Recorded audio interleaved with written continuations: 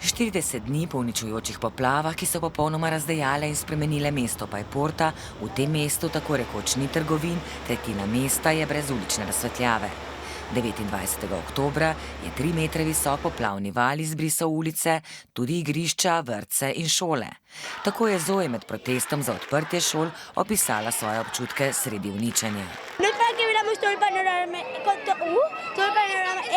con policía, coches reventados, un montón de cosas.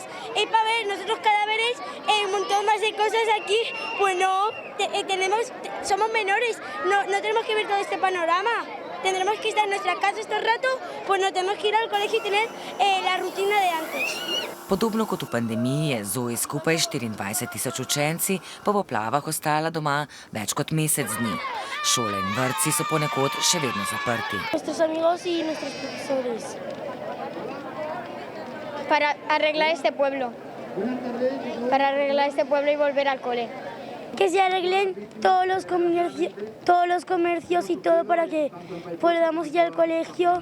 Uničenje in počasno odpravljanje posledic je še posebej na otrocih pustilo globoke čustvene rane.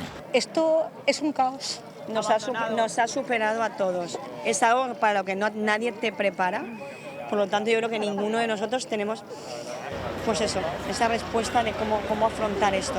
Božično-novoletni prazniki bodo tu letos drugačni, a tako kot v najhujših trenutkih, tudi tokrat najmlajšim dneve polepšajo prostovoljci. Damos las gracias a todos los voluntarios que han venido a Paiporta y a traernos comida y a darnos chuches y un montón de cosas. Muchísimas gracias.